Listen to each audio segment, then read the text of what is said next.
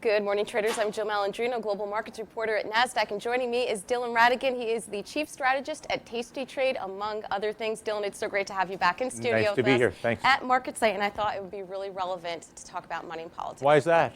Oh, because it just seems to be on everyone's brain, no matter what, whoever you meet in the street, that's the first conversation that comes up.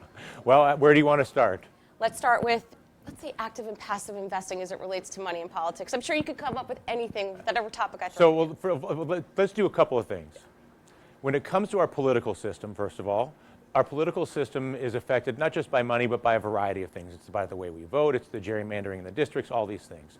The reason the way that we vote, the reason our political system is relevant to the way we invest is because the regulations that affect the way we invest and the regulations that encourage a bias away from active investing, the regulations that encourage a bias toward passive investing are cultivated and supported by a political system that is basically captured by those who profit the most from passive investing.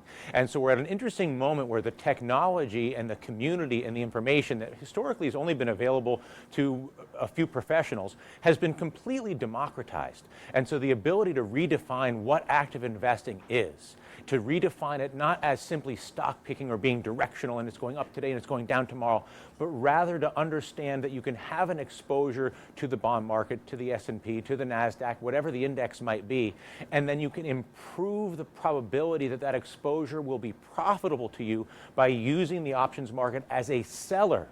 And so the idea of actively using the options market to reduce the cost of any investment as something that's now available to retail investors at a cost, at a liquidity level that's unprecedented is incredible. And one of the great barriers to the further democratization of that type of active investing, which is what we've cultivated at tastytrade, obviously. So, I mean, I'm speaking with a bias because I was a great skeptic at tastytrade 3 years ago, and I've seen just how effective what they're doing is with the technology, the community, and now the brokerage.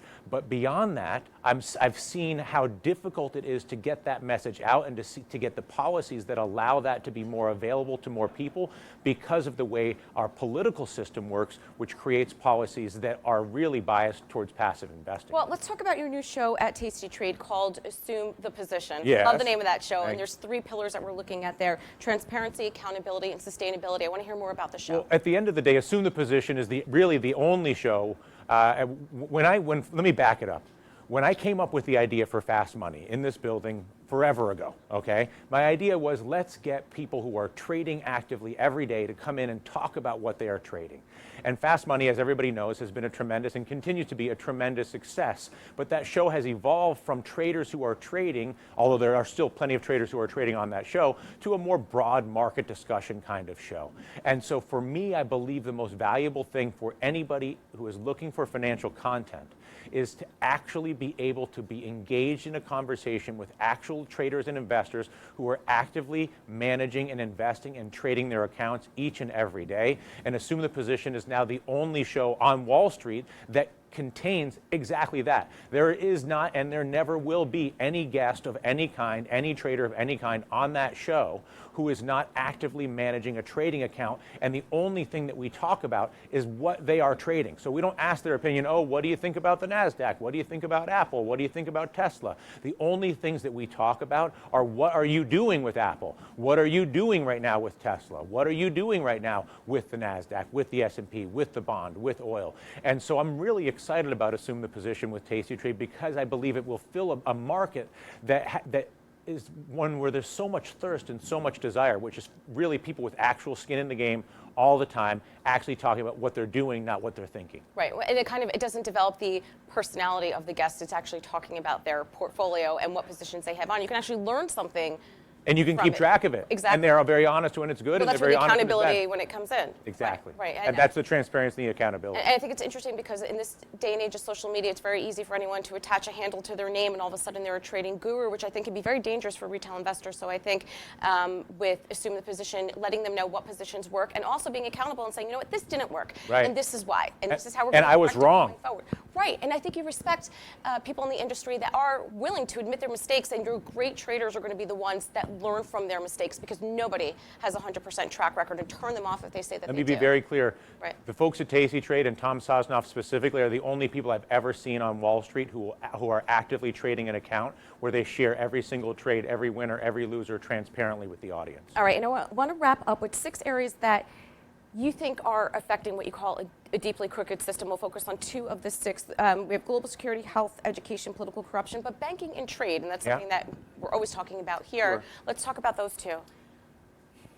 At its foundation, the capitalism, let's back away from banking and trade. Capitalism is the idea of incentivizing capital, not just money, time, human resources, intellect, opportunity, all capital, to create value for other people.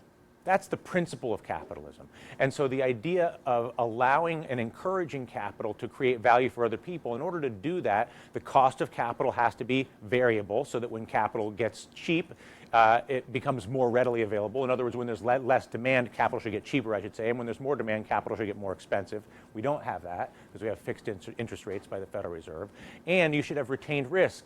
In other words, in order to actually accurately manage risk, the people that are managing the risk have to own the risk. We also don't have that.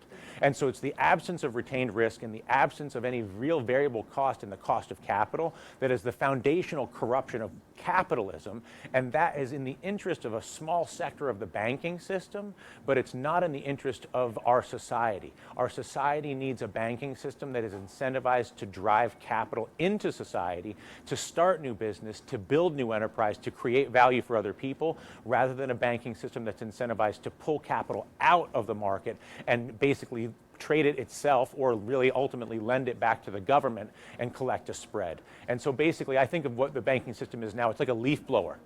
And it's very valuable and it's very powerful, but it's been on reverse. You want to flip it so that it's blowing money out into the economy rather than sucking money into the economy, into itself. And the reason that structure is allowed to exist is because of the nature of the relationship between the banking sector and our political system. All right, well, thank you very much, Dylan, for joining us. We look forward to having you back. And traders, as always, thank you for joining me. I'm Jill Malandrino, Global Markets Reporter at Nasdaq.